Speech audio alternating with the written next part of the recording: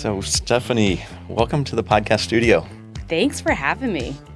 I gave you a little bit of a heads up on this first question that I want to open up with today. Not much of a heads up. Not much. Enough that I want you to think about it. I didn't want to catch you totally off guard, but I want it to be authentic. So, that's probably wise. In one word, how would you describe the adventure series? So I'm glad you gave me the time parameter that you did, because you could just overthink this. But I mean, truly, the word that I like to describe it is it's kind of dynamic. And I say that because there's so much versatility in the adventure series. We have two programs that could be considered the same old every year, but they're really not.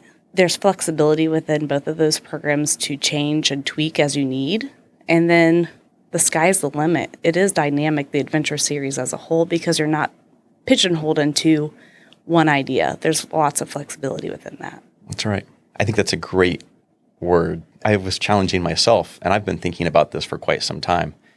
Dynamic is not a word that came in my vocabulary for that. Oh. And so but I think that really sums it up. Yeah. It's really nice. So, friends, welcome back to the Thrive in Wabash County podcast. We know that there are a lot of options out there for podcasts and radio shows and YouTube videos and TV shows. But for you to give us an hour of your time once a week, we really appreciate that. It means a lot. So this week, I'm excited to sit down and do a deep dive with Stephanie Rogers, the experiences manager of Visit Wabash County, into the Wabash County Adventure Series. And we will talk about all the different programs or events that happen underneath that umbrella. Mm-hmm. But my favorite is the Wabash County Dam to Dam.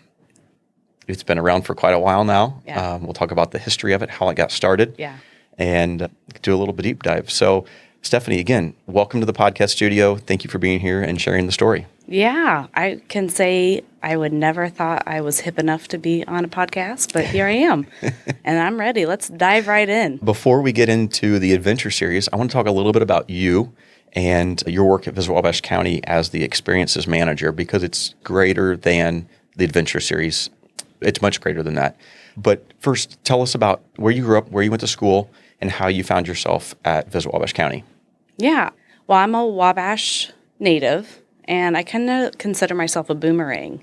In that sense, I grew up here, graduated, and then left, and, promised I would never come back. But I did, and I'm so glad that I did. So I'm kind of like a boomerang. I left and went to Muncie for about 10 years, and then Cincinnati, and then worked in Indianapolis at the Children's Museum. And then my family and I decided to move back home, and it's been a fantastic decision. Oh, that's great.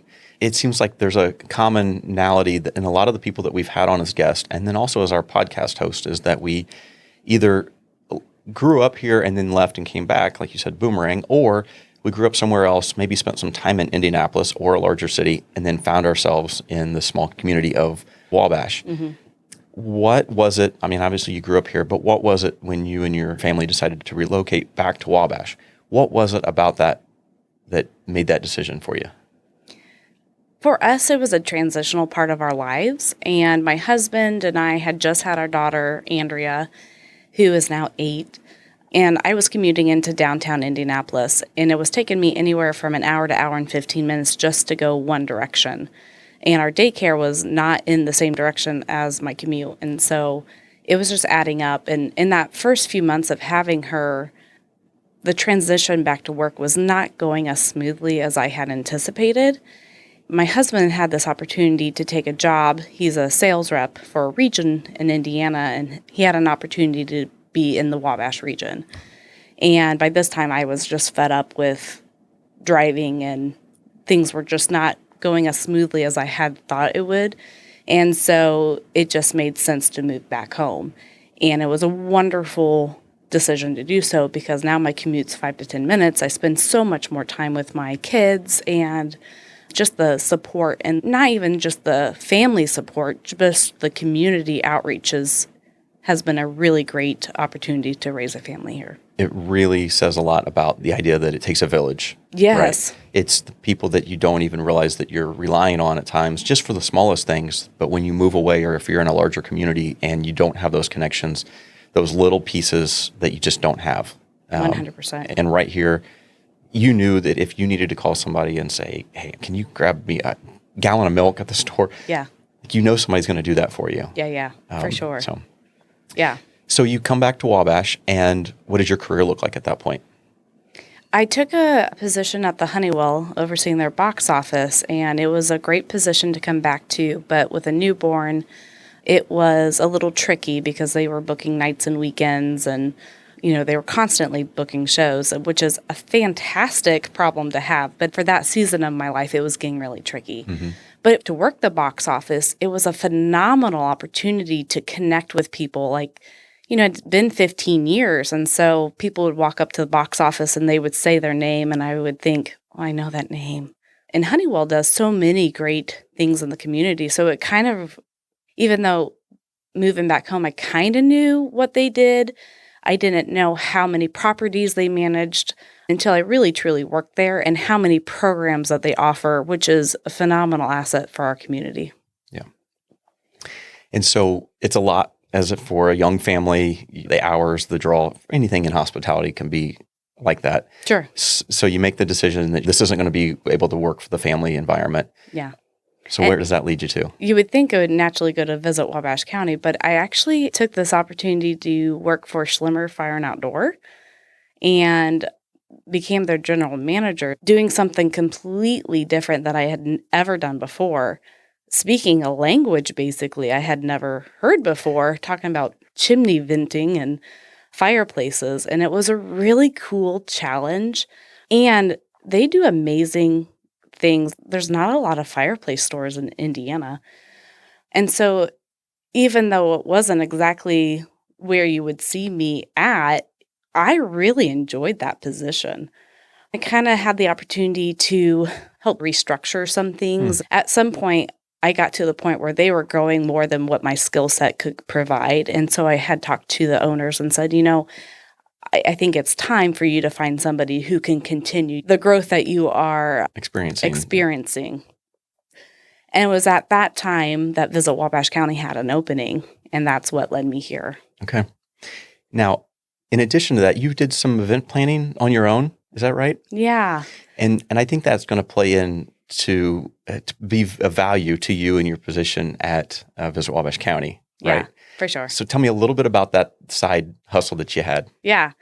When I left Wabash and went to Muncie, Indiana, I started working at a really neat place called Minnetrista and really got the experience to be a programmer and develop educational programs, which then led to launching their sales and events department with a manager.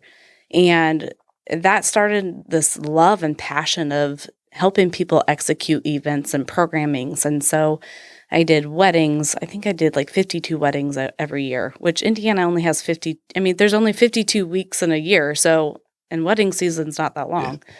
And so I really enjoyed making people's days go smoothly. I loved working with a team to execute events.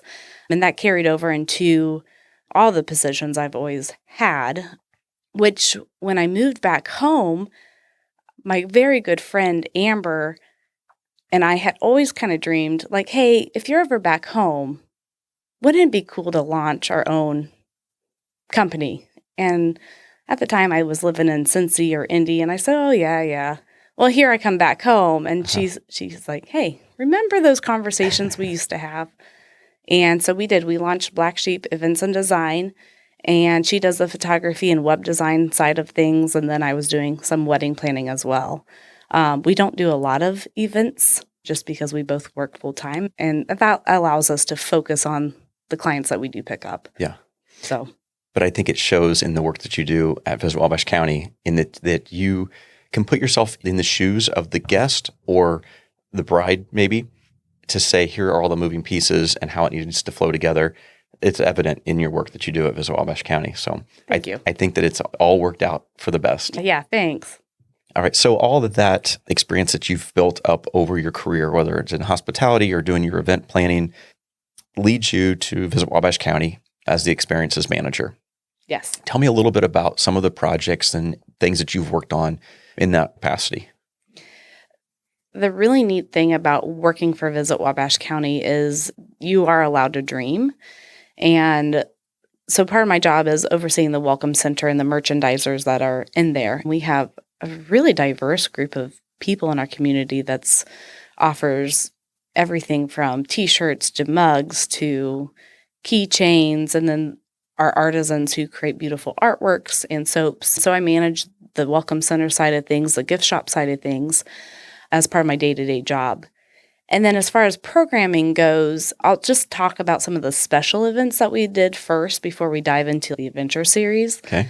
I help Jennifer with the trolley number 85 and some of her programming, but then I also get the opportunity to do special events. And for example, just recently we did a downtown cocktail tour. And this is where we can look at our local assets and say, okay, how can we create a unique experience that's a little different than the typical, going out to dinner or going out for a drink. And we worked with 3 businesses in downtown, and we said, hey, we would like to have this intimate cocktail experience where we have a small group of people who come into your space, get to see it as a small group only, and then you walk them through this interactive cocktail experience. And it doesn't have to necessarily be just a restaurant. What's really neat is we have a lot of really neat spaces. So we use JoJo's in downtown Wabash, which is a candle making and car fragrance. And they just recently added on their tasting room, which is like the balsamic vinegars and their olive oils, which are absolutely delicious. And that was an opportunity for people to see it, something that they hear about all the time, but may not have had the opportunity to see this new addition to this business. Mm-hmm. And then they led them through a local cocktail. Then the tour guided people to the new Copper Tooth. And again, they can go to the Copper Tooth anytime they want, but this is an interactive, intimate program where they get to meet the bartender, hear about the owner and his vision. He's from California, why he chose Wabash. And they actually made one of his favorite drinks, which was a Mexican candy cocktail, which is very popular where he's from in California. And hear his reasoning why he chose Wabash, something that they may not be able to do just walking into a busy evening at the Copper Tooth. And then it ended at the Market Street Grill. And again, a local. Been here forever. Mm-hmm, yeah. Yeah. And they have recently went through updates and renovated their second floor. And so I think the second floor was renovated last year. So a lot of people may not have had the opportunity to see this renovated space, this new event space. And so again, it creates this opportunity for a small, intimate group to have this really interactive experience in the downtown of Wabash that they may not be able to do otherwise. We've done the cocktail tour before, usually utilizing just one space. That was 2 years ago. We did the Sanctuary of Wabash, which is an Airbnb and a rental facility, but we use that as a place to do cocktail mixology. Sure. So always thinking outside of the box, always allowed to dream big and put on these, or at least create and think about these big events that can be for locals, but also for out-of-town guests, and to be able to highlight some of our local entities, whether that be a business, a person, a church, or our natural amenities here, including, covered bridges and nature trails, which we'll get into a little bit later. For sure.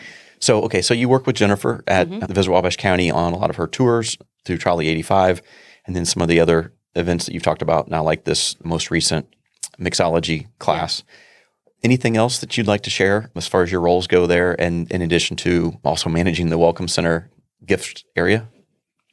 It's really fun working with Jennifer because we are the dreamers, and so it's always neat to see what we want to accomplish for the upcoming year or the next year to come, and then we work really well to pare down the exciting experiences that we want to offer. And every year it's so exciting to put those together. And so we've already are working on 2026. So more details to come, I guess. That's awesome. I think that that's one aspect of a lot of what happens at Visit Wabash County And even when we get into the dam to dam and run the river, is that people don't realize the amount of time it takes to put on an event like this, in that we started to plan the 2025 dam to dam before the 2024 dam to dam even happened. Yeah. There's a lot of moving pieces, and we'll get into a lot of that and how that all comes about. But I don't think people give credit enough to the amount of time and planning it takes to put on truly a world-class event right here in Wabash, whether it's a group of 6 or a bus tour that comes in of maybe even a couple hundred people. Yeah. The team at Visit Wabash County puts in the same amount of effort and attention to detail from event to event. Yeah. And I really appreciate that. Yeah. And just connecting people too. I mean, that's a big part of what, obviously my job as the Welcome Center, overseeing the Welcome Center, is I love asking people, well, what brought you in today? And, it could be just locals or, oh, I've never been in here before, or, visitors who are day tripping or coming in from who knows where. Today I talked to somebody from New Hampshire, Maine, who were in and amazed by our Welcome Center and just the hospitality, and just came from one simple question: what brought you in today? That's awesome. I love to get to know a little bit more about you and how you got to your position here at Visit Wabash County. But I'm really excited to just dive into the adventure series. Me too. Let's do it. First, I think we need to let the listeners know that you are Christine Floor's sister. Man, you just blew so many people's mind. Christine, the executive director of Visit Wabash County, also a co-host here on the Thrive in Wabash County podcast. So I love that it's family and you guys work so well together. Yeah, we weren't sure. There were a lot of questions for a while, I know. But so let's get into it. Adventure series. Yeah. What is the adventure series? Give us a little quick summation of it, and then we'll start getting into the details a little bit. Okay. For the most part, the adventure series focuses on outdoor exploration in Wabash County. And we have 4 Flag Star programs that kind of champion that. The Dam to Dam, which is the longest running, which is a bike tour of our entire county. It too is a beloved event. I've been involved in many different levels. Then we have Liking for Biking, which feeds into Dam to Dam, and that is a free health and wellness program for anyone to participate in from May to September. And we have the Wabash Run the River half marathon, 5K, 10K. That just concluded in June. And we have the Miles and Smiles program, which is another free health and wellness club that people can participate in from year-round. Okay. So we've got basically 4 different events, is what we'll call them, that fall under the umbrella of Adventure Series. And I know, as being an insider, that there's even the thoughts of how do we expand this even more. And maybe we'll get into that a little bit. Maybe we'll tease some things. But let's get into, again, it's our favorite event of the year, and it's the longest running, and it's really what got us to where we are today, and that is the Wabash County Dam to Dam. Mm-hmm. In the past, it has been a one-day cycling event here in Wabash County that has ranged in distances from 15 up to 150 miles at one point. Yeah. But if we go back to the infancy, tell us a little bit about where the Dam to Dam started and how many people would have participated and kind of why it came to be. Yeah. Well, you probably can expand a little more than what I can, but I love the story. Local resident, local Dr. Bill Rao, it's his birthday weekend, and he gets a few of his friends together and says, hey, I want to do this for my birthday. I want to do a century ride. And, to me, that sounds amazing that you have friends that are like, yeah, let's do a whole 100 miles together. And at that time, it was just a group of friends doing the ride and having some friends who would visit them along the way with their cars with some water and snacks to keep them going. And I don't remember how many people he had that first year, if it was like 6 or 7 people. Yeah, I didn't really know that group at that time.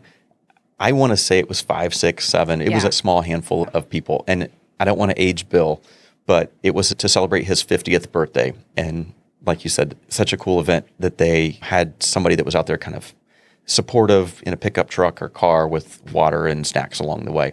But they go out and they knock out a 100-mile ride. Yeah. Amazing. Amazing. And then what happens? Well, word of mouth gets out. The next year, his birthday rolls around, and I assume there's like, hey, let's do that again. And so it grows from, 6, 7 people to, 15 people. And I think it went through that for a couple of years. That's when Christine got involved, and they asked her, hey, would you help us be our support along the route? And that got her wheels a turning, saying, this is really stinking cool. And I don't know if it was after year 3 that she was like, hey, I think we have something really neat here. Would you mind? Could we expand on this? And he was like, yes, absolutely. Yeah. I think it was a little bit later than year 3. Okay. Because it was about the time that I probably rode my first one with them. It was the year we called it the Soggy Century. And I've never been so wet in my life. But it was a great time. And you're right. It just word of mouth, very grassroots, authentic growth. And they went from having a vehicle SAG support to having multiple SAG supports. And then all of a sudden you're up to riding where there's 30, 40, 50 people. Yeah. And it's hard to kind of corral and manage that many people that are riding around the county with a official, unofficial support. And, if somebody gets a flat tire or whatever. And so you're right. It was kind of in that time that Christine starts her job as executive director at Visit Wabash County and gets connected, and it just kind of snowballs. You take somebody that is able to dream big and think big, and has the organizational skills like Christine and the team at Visit Wabash County, and then you have this grassroots uprising of cyclists, and it just was a perfect marriage that now results in how many cyclists coming to Wabash County every year in September? Around 600, anywhere between 600 and 700 people. It's amazing. It's amazing. And my goal is to see it hit 1,000. That probably makes you a little sweaty to think you would be managing that many riders. And I honestly think we would have been there if it wasn't for COVID. That did set us back a little bit, like it did most events. Yeah. But you've done an amazing job of kind of picking it back up and let's go with it. Yeah. It's been really fun. Yeah.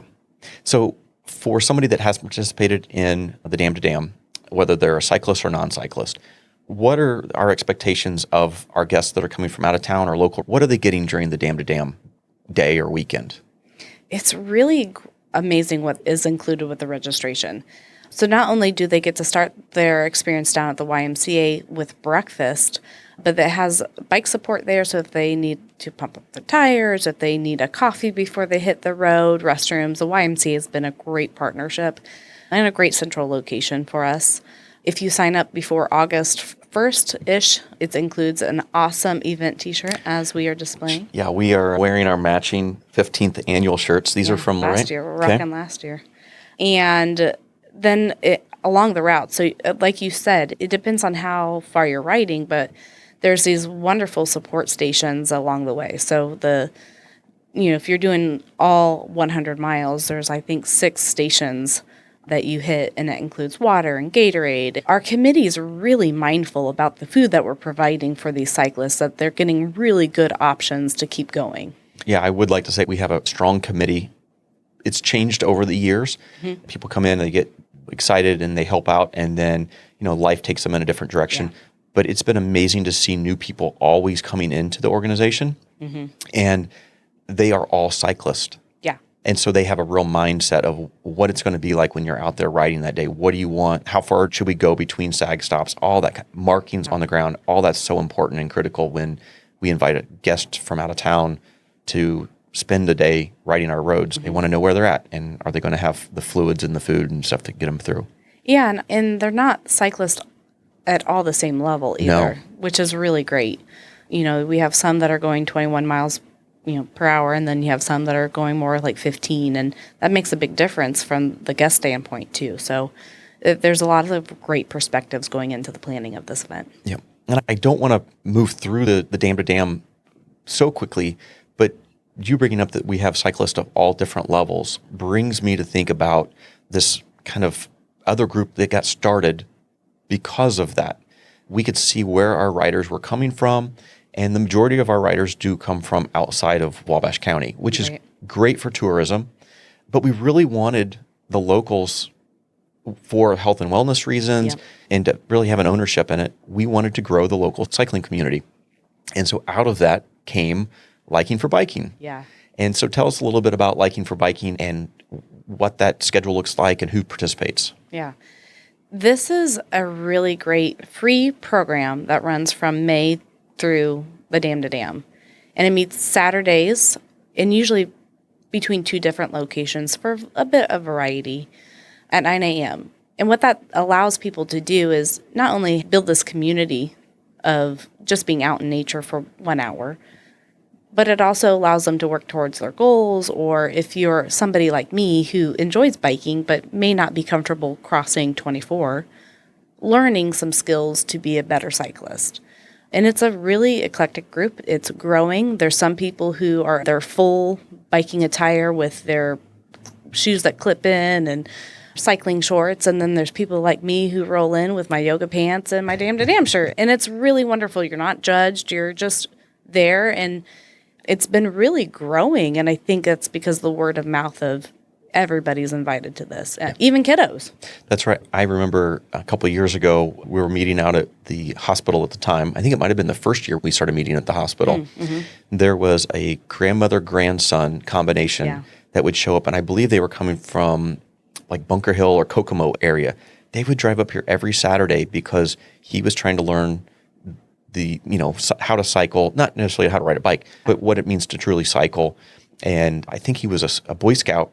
And later in the year or in the next year, as part of his Eagle Scout, he wanted to be able to ride 100 miles. Yeah, that's awesome. Like you said, this was one way for him to kind of build up and have an accountability to work towards that goal. Yeah. I absolutely loved it. And he was showing up on a mountain bike in gym shorts. Yeah. And totally accepted. Yeah. I love that. I mean, the only requirements is to have a bike and have a helmet. Have a helmet. Yep. Yeah. And being able to have these people from all different ages and all different levels come together and ride. Our slogan the last couple of years has been get out and get active. You don't have to be the fastest. It's just being outside. And we just know that's good for our souls. Mm-hmm. And I really love that we're leaning into this program. Yep. And so is our community. And I know there are husband and wives that show up with tandems every week. Oh, yeah. Which I love. There's recumbents. Like you said, there's a variety of ages. So it's been a great addition to our local cycling club and to the Dam to Dam. Yeah. And we also added for fun this mileage club a couple of years ago. That was a recommendation from one of our Dam to Dam committee members who said, hey, would you entertain this idea of having a mileage club, which is, I mean, you're earning stickers, but it's such a fun competition for yourself. Like, oh, I'm going to challenge myself to hit 2,000 miles or, okay, if I was me, like 100 miles. Or, you have your friend doing it and like seeing who can have the most mileage at the end of the season. And so that mileage club is from May to September, and it's amazing to see how many miles these people are logging in just a few short months. Yeah, I love that addition that you put in there a few years ago. So back to the Dam to Dam event itself. If people want to register, get more information, where do they need to go to find that information? Just to our website, visit wabashcounty.com. We have an adventure series page that you can click on, and it'll show Wabash Run the River and the Dam to Dam with all the information. What routes, we have the GPS routes listed in there. So if you're like curious where it's going to go, when does it start, how many support stops are there, all that details is right there on our website. Great. And I'll make sure I put that website in our show notes as well. Perfect. So if you have any questions, you can go to the show notes and get that information. Anything else that you want our listeners to know specifically about the Dam to Dam event in that weekend? It's one of my favorites because it really does highlight our entire county. I mean, if you do the 15-mile, you're still seeing such a beautiful parts of our county on the Wabash River Trail. The committee is so mindful about what you're seeing and the safety of our riders. As we are flipping the ride this year, which is super exciting, I thought it would be real easy. Just reverse the routes. How hard is that? Until, as a writer, what I really appreciate from our committee, they're like, oh, you can't really do that road this way because of the dip. Or the way you guys think and approach the routes is just really mindful of everyone's experiences. And I think that's what Christine and I have really appreciated is you guys have helped us think through some of those logistics because we're not cyclists. But what they get to see, 2 dams. We have the Salamone and the Mississinawa, and they're absolutely beautiful, especially this time of the year. And then our historic landmarks that you pass along the way. We have covered bridges. We have the Stockdale Mill. I mean, there's a lot of beauty in our community, and these routes highlight that. It's a pretty time of year, too. Typically, it's not super cold. Right. We should mention the Dam to Dam happens in September every year. Yes. So you've got a lot of the green still left in the corn and in the bean fields. Trees still have their leaves. Yeah. It's a pretty and just everything feels full and you know that the end of the season's coming. Yeah. And something else I like about the fact that we're in September is that you've had all year to kind of build up to the event. You've mentioned that we get between 600 and 700 people that ride the event. Talk a little bit about this event it's not just a health and wellness event. It's not just about the sport. It's a true tourism impact, and it brings dollars to Wabash County. Speak a little bit about where people are coming from that participate, where they're staying at, that aspect. We get that question a lot is, why is a tourism office coordinating a bike ride? And I get why they're asking that question, but it makes total sense because we're thinking of ways for people to experience our county. And what better way to do it on your bike? I mean, you can drive the route, but it's not the same experience. No. And people are looking for those unique experiences. And it brings people from all sorts of states. I think last year we had 14 states represented, Alaska. I mean, every year it always amazes me to see where these riders are coming from. So then they come into our community, especially these people who are coming from out of state or within an hour reach. A lot of them are going to be spending the night. So it makes sense to have a tourism office putting on this event that's going to encourage people to come in, spend the night here, eat here, shop here. And so it's been a really wise way to have people experience Wabash County. I think that's like the one aspect that a lot of local residents, they are aware of the Dam to Dam, and maybe even the fact that it does create a little bit of, a traffic concern on the Sunday of the Dam to Dam. There's 700 riders on our local roadways. It can be an inconvenience. Yeah. But it truly has a large impact on this community and the tax dollars that it brings in, the revenue that it brings in, and the jobs that it helps keep, whether it's Airbnbs, hotels, like you said, restaurants, or shopping. I know that we've even had some attempts to kind of partner with like the Eagles Theater or Honeywell Center on show weekends where, you have a combination of, hey, come in town on a Friday, check out the show. You're here on Saturday, farmer's market, and then on Sunday you're going to do the Dam to Dam.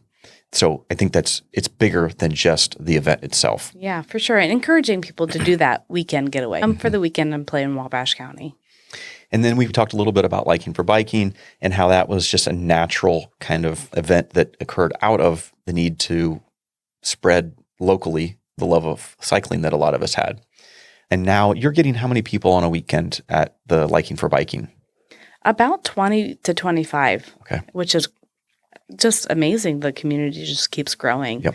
I think we have about 60 people who participate throughout the season, but, schedules and life. Sure. Yeah. And you mentioned that the Liking for Biking meets at 2 different locations. One's at Parkview Hospital, and the other is closer to downtown at Alley Cat. Yes. They've been a great partner. They've been a great partner with that and also for Dam to Dam as well. Yes, for sure. The schedule for Liking for Biking, as she mentioned, it does go back and forth at different times. So those dates will be able to be found in the show notes through the Visit Wabash County website as well. So if you have any questions on that, we'd love to have you join us. Again, as she mentioned, you have to bike, and we do ask that you have a helmet if you join us. Yeah. So after several years of running the Dam to Dam event and doing a remarkable job between you and the rest of the team at Visit Wabash County, because it truly takes the entire team. Yes. In addition to several hundred volunteers, which we'll talk about a little bit later, you have decided, I don't even know where the idea came from, and maybe you can fill me in on this. We now run an event called Wabash Run the River, which, as you mentioned earlier, is a 5K, 10K, and half marathon, which for non-runners is 13.1 miles. Tell me a little bit about how that event got started and a little bit more about it.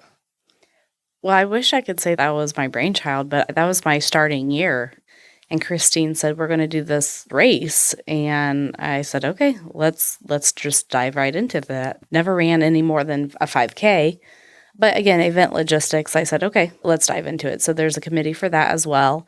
And we looked at, okay, how can we make this an experience? Being a tourism office, that's going to be unique and different. Well, we decided, of course, that we would do a night race in June. And Christine and I just thought that was a great idea because then you have the nightlife of Wabash and the restaurants are open, and the race originally was going to start in the heart of downtown outside of Visit Wabash County on Miami Street. And a block party environment, right? Yeah. All the, this nightlife experience of, you can come and you can run, and then your family can have this block party vibe and have all this entertainment while you're doing your run. It was super well received, and it was so cool to have the downtown blocked off for the half marathon, which goes down Miami and up Canal and onto the river trail. And it was really, really cool. But we also learned that for a 5K in June, maybe that's not too bad. A half marathon when it's 80 degrees out and 100% humidity doesn't quite hit the same. It's not for every runner, that's for sure. Yes. And so it was rough. I mean, we did the first 2 years without route in the evening. It was hot. It was humid. It was a learning opportunity.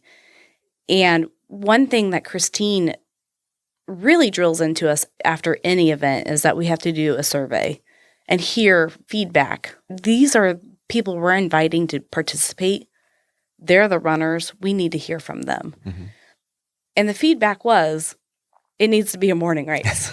I mean, unanimously. Overwhelming. Yeah.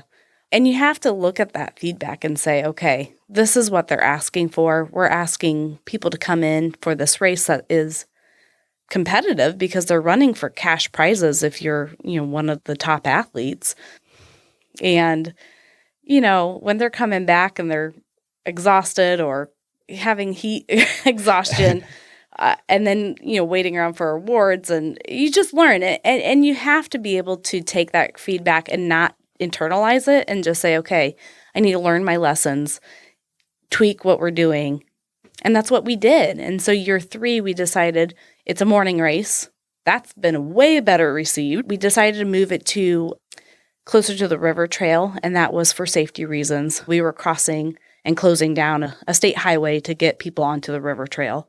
And again, we leaned in, we learned, and we said, okay, so now they run down Carroll Street by the YMCA to the river trail, and it's a beautiful run. Mm-hmm.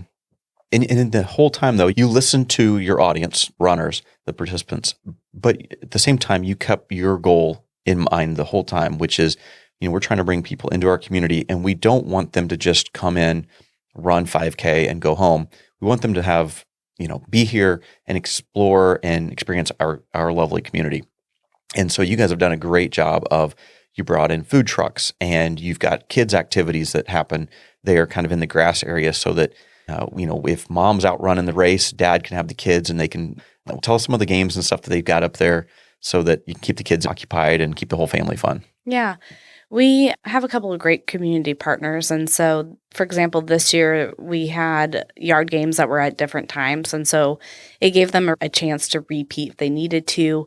Another reason we liked the location this year being on Carroll Street is that it's right there by Friendship Hill Inclusive Park. And so the kids naturally have this playground to play on while the parent or family member, aunt, uncle is out there running. Mm-hmm. And then we have partnered with Tim's Tide to Go for food and the Sweet Shack to offer beverages on top of these additional kids activities as well. So it's a really nice way to keep other people entertained. There's additional picnic tables for people to enjoy while they're waiting for their loved ones to return. One of the other cool things that I think you've done is, I've done several races, and they like to give you a ribbon or some sort of a medal. And for me, those, they have some meaning, but they're going to go in a shoebox, right? They're maybe even just get tossed. But you guys have thought about this, and thought, how do we give the runners and participants something that they're going to use? And, not to be wasteful and to give them something they'll use, and also continues to spread the message of Visit Wabash County and Run the River. So tell us a little bit about kind of what that medal is at the end of the race. At the end of our race, you receive a finisher pint glass. And we get a lot of people who are really excited that it's something different and useful. But we also get that feedback too, like, I want my finisher medal. Yeah. And so I love the pint glass, but it'll be interesting to see what our survey comes back. And we always just have to adjust and be willing to pivot. But, to walk away and then now you have a commemorative glass to use has been something we wanted to do because it was a little unique and different. If I take a medal home, I'm probably never going to see it or use it again for anything, right? But the pint glasses I have from Run the River are in my cupboard, and that's what I'm drinking water out of every morning before I go to work. Like, it's a daily reminder love that. of the event. So I love the idea. Again, it's not going to make everybody happy, but I'm sure you'll send out those surveys and you'll get some feedback. Oh, yes. So much like the Dam to Dam, which led into the Liking for Biking, so now we've got this race event, which I think we haven't talked about, but how many people participated this year in the June event? This event continues to grow pretty steadily. And so this year we had 416 from, I want to say 13 states. I believe and that's it went right. from coast to coast. So it went from, I think California was one, over to Maryland. So I just love seeing where people are coming from. We invite them. It's always in June, in the morning now. And I think we are mindful of having it the Saturday after First Friday because we're inviting people to come in and play. And it gives us an opportunity to partner with our local businesses and encourage them to say, hey, you might see runners out and about, because we are sending these from the tourism office standpoint. Hey, come into our community. This is what we have going on. You might want to do a drive-in movie. You might want to take advantage of First Friday. You might want to go see a show at Honeywell. There's a lot of reasons for people to come in early to play. You might want to go antique shopping, or the sky's the limit of highlighting the things that they can do. I love that you and the team at Visit Wabash County are still keeping your tourism hats on while you're planning this event and trying to get people out and about in the whole entire community. So I love that. So, like I said, much like Dam to Dam led into Liking for Biking, now Run the River has led into a local running community, which has kind of been rebranded in the last year. And you want to talk a little bit more about that? Miles and Smiles is our newest addition, our new year-round walking, hiking, running club. And it originally was designed to feed into Run the River, which, if you're going to start training for that, we have weekly runs on Saturday mornings at 8 a.m. from March to Run the River, which is in June. This year was June 7th. But then the idea was, well, we can expand. We're not pigeonholing ourselves to just runs.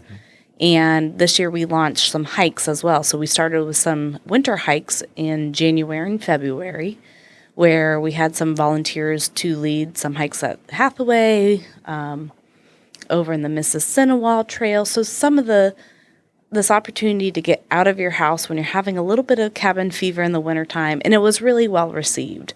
And so we have continued offering monthly hikes up until April, and then we took a little hiatus to focus on Run the River and Liking for Biking launch and Dam to Dam. But it will relaunch in the fall with some more monthly hikes. Monthly, kind of more in the fall, changing the seasons and stuff. So yeah, I think that's great.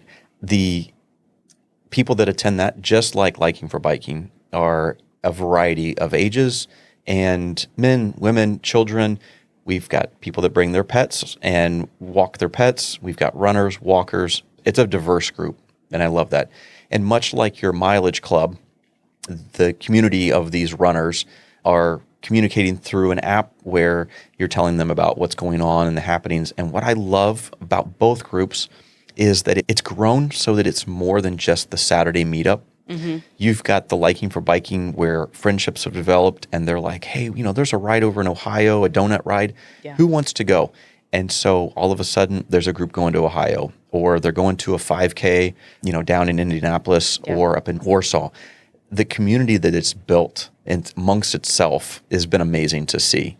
I know that we've got a young family that moved here from the West Coast, and she's just fully invested now in the community and has done, I think she did the Indy Mini this year. So love to see what it's done for local people, changed health and their outlook really on life for a lot of people. And that truly is one of the reasons I love these programs is they really are not saying, hey, you have to be in the best physical health. You choose your path of where you are. It's kind of fun being the experiences manager for these programs, the Outdoor Adventures Series manager, because I'm not what you consider like the ultra athlete.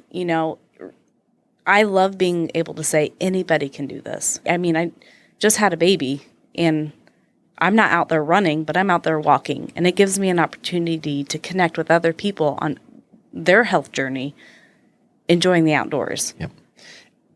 And you've gotten your family involved. I know your daughter's been getting into cycling a little bit too lately. Yes. My 8-year-old last year said, Mom, I want to ride 100 miles during the summer. So not during the Dam to Dam. And I said, okay, let's do it, And so we got her new bike, and we chipped out like 2 to 5 miles at a time. And we'll enjoy these memories. One time I took her out on the river trail, and she kept saying, Mom, I don't know if I can keep going. And I said, it's like a mile into this. Like, just suck it up.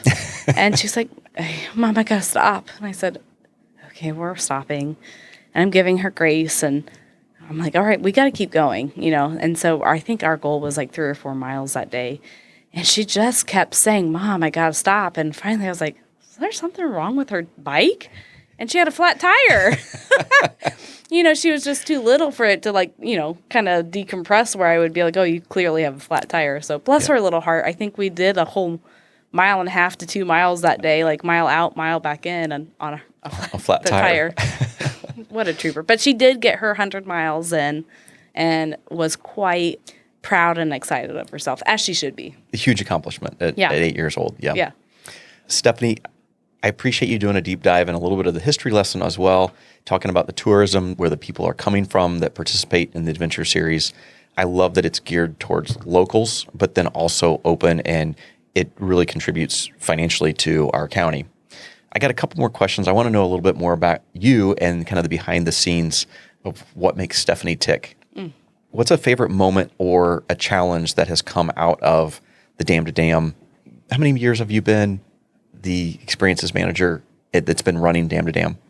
I'm going on 4 years, I think. Okay. Yeah. So do you have a favorite moment or experience of Dam to Dam? Oh. I really love Dam to Dam because I've had the opportunity to see it in different ways.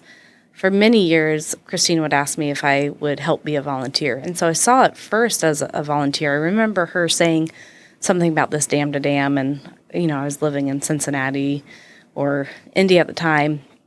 And I said, okay, I'm curious about this. I'll come home and I'll volunteer. And so I've seen it through the eyes of the volunteer at one of the SAG stops. And she has truly made it as easy as possible to volunteer. Pick up your kit, set it up, and you're ready to rock and roll. So my first year I was at the Connor House. I think I did the Connor House a couple of years. And so that was really, really neat. And then I moved home, and my husband and I decided to ride the Dam to Dam. And we did the 30-mile route, which is absolutely beautiful. Also, we did almost no training because at that time we had just had a baby. And I was like, oh, it's Wabash. It's northern Indiana. It's very flat. It's not. Nothing is more deflating than when you leave the Y and within the first mile have to walk up that hill. The route has since changed. It's changed, yes. But I was like, oh, man, I'm already walking. The route has changed, so that does not happen anymore. Now you're on the beautiful river trail. It was a really great ride that was beautiful. It gave me a deeper appreciation of our county because I feel like for locals, sometimes it's just like, oh, it's just the Salamone, and I've been out there many times. But then you slow down and it is beautiful out there. And you're breathing in the air and you're seeing the squirrels and the birds and the trees are rustling. And it's so beautiful seeing it from that different aspect, even if you are a little hillier than you remember Wabash County being. So that was a great opportunity to actually get to ride it. And then the next year, this is my first real memory of meeting you. Okay. Because that was the year Visit Wabash County decided to do Dam Man, which I think is amazing. And Dam Man was, are you tougher than iron? It was more mileage in running, biking, and swimming than an Ironman. That's right. And that's amazing.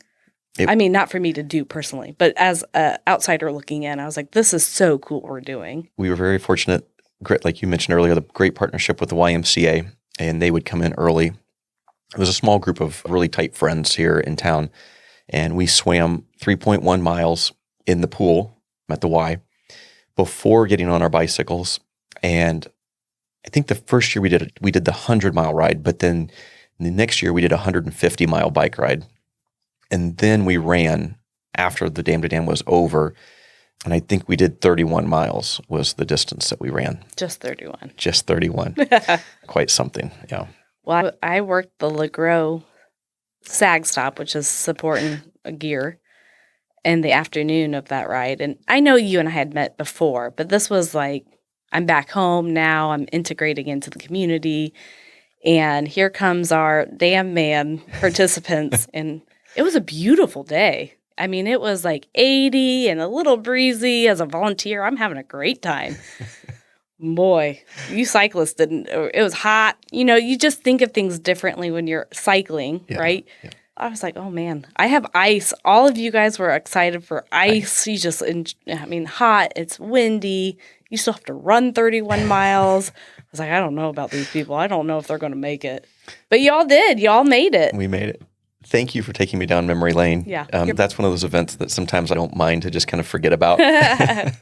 You touched on something really important that I want to make sure we talk about here, and that is the volunteers that make all of these events possible. Oh, for sure. For Dam to Dam, we are covering hundreds of miles in this county. Like you mentioned, we have 6 SAG stops for the 100-mile event only, but there are some others out there, including all the volunteers that it takes to get people registered, get their kits to them in the morning. And, you know, there's a lot of moving parts. How many volunteers typically do you have for Dam to Dam? Oh, at least 200. At least 200. It takes 200 people to pull that off. We have some amazing businesses that step forward every year. They're like wanting to be involved. Yeah. We don't have to go and ask for volunteers. It's become a community event. They make food that they bring to these events, in addition to what Dam to Dam provides, you know, for all the riders. Mm-hmm. Same thing for the Run the River. Yeah. It takes the EMA, it takes the volunteers, people that are marking the trails, that are putting out signage a week in advance. It takes a lot of people to make this happen, but you coordinate all of that as well, right? I think it speaks a lot to our community in Wabash County. It also speaks a lot to the relationships that you've kind of rebuilt after coming home. Sure. And those partnerships. So thank you for being, you know, a great steward of that. The other thing that I think we cannot pass on is the fact that we have a tremendous number of sponsors that step forward in a big way to help make this possible, and it makes it financially feasible for the participants to come in. You mentioned that they get T-shirts, they get pint glasses. Yeah. For Dam to Dam, it's all of their food all day. It's their lunch and breakfast. Mm-hmm.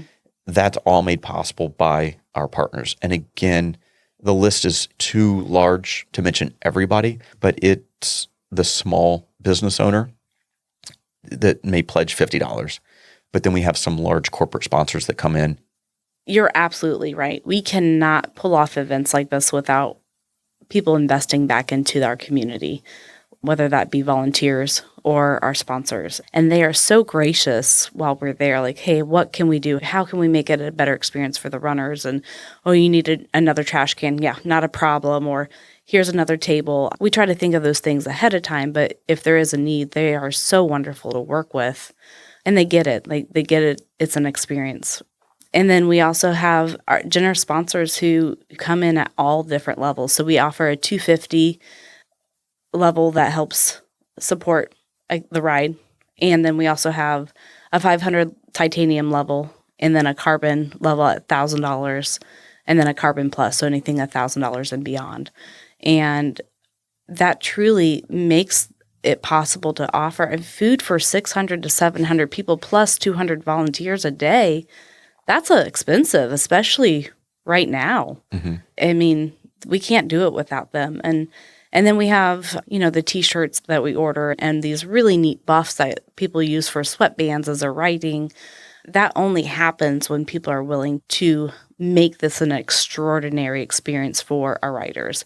And that's the things that we receive in our surveys is, you guys really thought through the details. You really thought through what kind of food you're going to provide at the SAG stops. It's not just bananas and Gatorade. You're getting proteins and you're getting substantial food, sandwiches, hot dogs. From carbohydrates to the proteins, it's all been thought about. Yes. Yeah. And that mindfulness of saying, what can we do to make this an experience that's going to have them tell their friends, hey, I just did this ride, highly recommend, whether they come back or, hey, I checked off my ride in Indiana, I'm going to move on to the next state. That's the word of mouth that gets around is we pay attention to those details. Yeah. I've experienced Dam to Dam and Run the River from the volunteer side, from the participant side, volunteered at SAG stops versus volunteered at just kind of being available. And it takes a tremendous number of people and cooperation between everybody. Especially when we get to Dam, you've got the different communities that are involved. We go through Rowan, we go through Manchester, they and LeGros. They have all been so open-armed to this, and they all buy into how it impacts our community. So I think it says a lot about the Visit Wabash County and the relationships that you guys have built across the board. Well, and because sponsors, we're able to offer something that's really unique. I mean, we want this to be an inclusive ride, and it allows, because of them, we're able to let youth ride for free. 18 and under? 18 and under. They can ride for free with their families. And so that's special and different. And that allows people to say, you know what, I would love to do it, but the financial burden of bringing my family 4, my family 5, that adds up. Mm-hmm. And because of our sponsors, we can say, bring your kids and do this together. And sometimes we have people who will do the 15, 30 routes together as a family, but sometimes they're like, okay, mom or dad, they're going to do the 15, 30, and, so-and-so and so-and-so is going to go on to do the longer routes. And it gives that flexibility.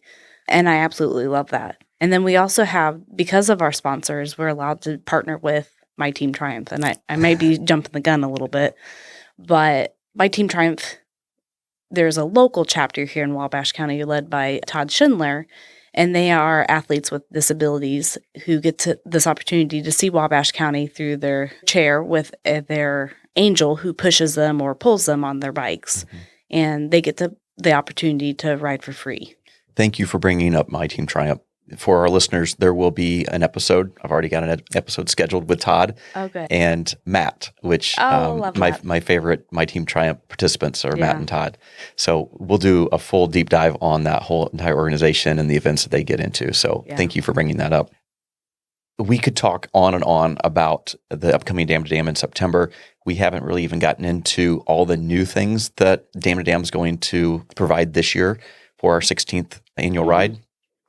But for our listeners, again, we can show notes. We'll put links in there for Dam to Dam and for Run the River. And you can always reach out to Stephanie at the Visit Wabash County office. I'll make sure that her email is on there as well. So if you've got direct questions, maybe you want to sponsor, you want to volunteer, or you're excited about riding in your very first one, Stephanie is your go-to for all the information. Yeah, come talk to me. So go talk to Stephanie. I have this really cool opportunity today to introduce our next special guest, who is also my son, who has been on his own adventure. And he has been walking across the country over the last probably 7.5 months.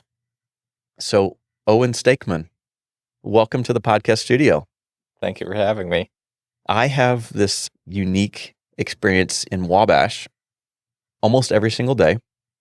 You're out doing your thing, walking across the country, but I have friends and acquaintances and perfect strangers that have heard about your adventures, and I get asked the same handful of questions over and over and over again. So today, you get to answer those for our listeners. Oh boy. So some of these I think I'm going to maybe know the answers to. Some of these may be a surprise to me. So I hope that this goes well. I don't know what to expect. And I'm also going to answer a question that I get asked a lot about myself and the experience that I've had following and supporting you along the way.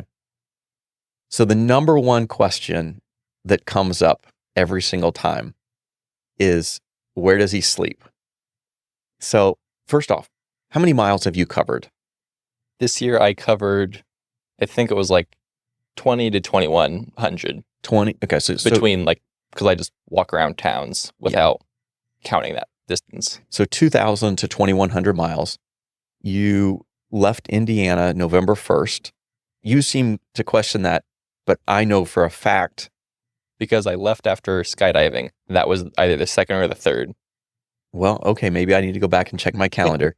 You just opened up that can. So you left after another fun adventure, which was you went skydiving. Yep. And when you landed, you had your backpack and away you went. A few minutes later, wasn't a straight landing, but. And so since then, you've covered 2,000 to 2,100 miles. Again, it's not a direct route that you're trying to take. You're just out there experiencing the United States by foot. So you've gone as far south as Austin, Texas. You made your way back north a little ways and were most recently in Santa Fe, New Mexico. You've come back home for a break. You're just taking a little break at this point. Yeah. But to go back to this number one question that I get asked all the time is, where do you sleep? Wherever. If it's in a more populated area, I usually will camp out just under a bridge or off in the woods a little bit. Kind of out of sight, out of mind. There's a term that I've heard other people that are doing similar things to what you're doing, they use, and it's not coming to me right now, but basically you're camping in a way that you're not affecting anybody or anything. You're leaving no trace. You're not leaving trash or anything. Makes it hard sometimes because it's like, a campfire would be real nice right now to make some food, but I don't want to go cut somebody's tree down in their front yard to get wood. Yep. Or have smoke and all the rest of it. So you have camped out under a bridge before. Yep. You've had a hotel room. Yeah. You've slept in a dugout before. Mm-hmm. Kind of, again, out of sight, out of mind, not affecting anybody. Pack up and move on, and nobody even knows you were ever there. A few city parks too, just in small towns, just set up off to the side and out in the morning. Yep. And you're now getting to the part of the country where Bureau of Land Management properties will be available, which is basically public land that can be used, kind of the same rules, though, you're not going to leave trash and litter and stuff. So it's been fun to kind of follow along from a distance and not try to helicopter parent, try to let you spread your wings and do your thing. Depends what you ask. I know. But at the same time, worrying about the young man that I helped raise. So the second question that I get, probably the second question, the first one is by far the most, is where do you sleep? The second question is, how many miles a day are you walking? It really depends. My max, I think, is 45 or something between sleeping, because that was walk a day, stayed up all night, and then walked again. So that's not one sitting by any means. I'd say probably average, a little over 20 probably. Yeah. On the days you're moving. Yeah, because there was a time frame where I was in the same town for 2 weeks because delivery and weather and other circumstances. Yeah. People also want to know what you're carrying with you. It wasn't a lot. It's not a lot. It's a change of clothes. Pretty much. Yeah. Change of socks and underwear. Importance. It's a tent. Yep. And a blanket quilt, a camping quilt. Yeah. Just real light. Packs down super small. I had a foam pad for a while, but they just wouldn't fit in my new bag that I got. From a parent's perspective, this is not Owen's first time to walk across the country. He went out last year and made it as far as Lubbock, Texas, before he chose to come home and work. I got bribed with a raise. He went to work. He'd been working at a local White Rock recreation. And so they were very generous to offer to bring him back home for the summer. And so he came back with the intention of going back out to do this again. I remember your first attempt at this last year when you walked from your mom's house in Rowan to my house in Wabash, which was your first day. Yep. And it is by no exaggeration to say that your pack weighed every bit of 65 to 75 pounds. Maybe not that much, but it was well over 40. And we pared that pack down a bit. But to know the transition and to what you have gone through over the last year and a half of walking, it really helps you kind of figure out what the true priorities are and what the necessities are and what you really need to survive. And that was in winter too. So I had extra change of clothes because if I got wet for whatever reason, I had winter pants, thick boots, a lot of socks, coat, like thick sleeping bag. Like it was just a lot of winter gear. Yep. And then as it got warmer, I started shedding and ditching stuff. Yep. And it's now led you down to this small 24-liter pack, I believe is what it is. 17-liter pack now.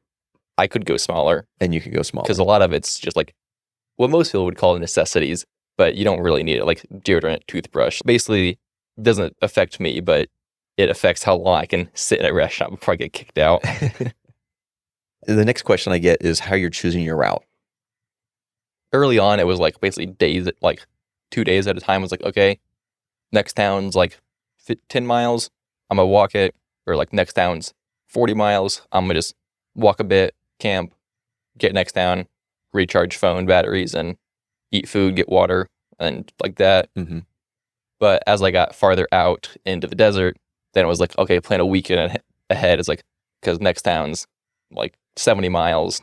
So I got to get enough water and just, I'm going to camp here. And then I got to make it to this bridge. And then I got to make it to that river before I can camp. And then last day, I can make it to my next town. Yep. But generally, it's just like 1 or 2 towns in advance. Yeah, you think about around here in the Midwest, you're walking from here to Peru, and then from Peru to, maybe Bunker Hill, then to Kokomo. You're within a day's walk of a community in all directions, essentially. Not just community, like there was a Dollar General gas station. There's like society everywhere. Out there, there'll be towns, but like it's houses and there's not actually anything to eat or buy. Yeah. So you get to Central Texas or into New Mexico and things start to get really spread out. Oh, yeah. And you've also had to deal with the weather, whether that's springtime storms or now we're getting into the heat of the summer. So it's been fun as a parent to watch you navigate those things, to grow and to learn and to make a mistake occasionally, but to learn from that and then persevere. There are some stories that I've shared with some close friends and some family members about some of the interesting adventures that you've had to overcome that as a parent, put my stomach a bit upset, but knowing and trusting in you and your abilities and the things that your mom and I have taught you over your life and the things that you've experienced and that you're a young man at 20 years old and I don't feel like it. And you are at that age where you're going to make those decisions on your own. And we hope that we've given you all the tools. So it's been cool experience to watch from afar. And I appreciate you allowing me to kind of have a little bit of a role in that and being able to kind of follow along. Yeah. So thank you. The last question for you from the listeners is, what's your final destination? Pacific Ocean. Just touch the ocean, game over, and then new adventure from there, which no idea what it is yet, but we'll figure it out. To be determined. Yeah. Okay. Now, I have a couple questions that I've come up with for you, and they're just kind of rapid fire questions. So I want you to answer these in like 1 or 2 word answers, okay? You don't have to give any explanation, just answer it. So my first one is blisters or sunburn, which is worse? Blister. I've not had any sunburn. I was tan before I left. All right. Most unexpected place that you found kindness Cops. from the police. Yeah. You don't expect it when you look like a homeless person, but then there's a few good people out there. Yeah. You've shared stories with me, the generosity that you have experienced from other people, whether that be our public servants, police officers, or just people that you've met in towns or restaurants. Or even on the side of the road, just what you doing, need a ride? Got some water? Yeah. There are very, very kind, generous people in the world. You just have to be open to that. Yeah. Number 3, the weirdest thing that you've seen on the side of the road. And let's hope that this is PG. A lot of dead animals, but that's not too weird. That's pretty expected. So a lot of cool like graffiti and abandoned towns in like New Mexico and West Texas. Okay. Very cool. How many pairs of shoes have you gone through so far? I came back in my 3rd pair for this trip. Okay. And I will tell you that they are worn. They have holes in them. They were the cheapest pair I'd worn thus far because they were nice and like more light and breathable for the summer. But I, in theory, could be on my 2nd pair still, but they were lost to other means. All right. Now, this last question is the most important question, and there is only one right answer to this. Oh, the right answer. There is only one right answer to this. What is your go-to podcast when you're out walking all those miles? Ooh. I would say my favorite is the Thrive in Wabash podcast, but the episodes aren't very long. Careful. I like something a little longer than a 30-minute episode. We're working on it, and we're just getting started. So hopefully by the time you go back out, we'll have a lot of episodes. A backlog for you to listen to. I will say, as a parent, I get the question a lot of like how this is for me. And, you know, we've done as many things as we can to try to make sure you're safe. And sometimes I know that you don't like it on there, but we do have a tracker that's on his phone. It's an app. Yeah. And so we get to see where you're at. We get to check in with you. Obviously, with technology nowadays, it does make it a little bit easier.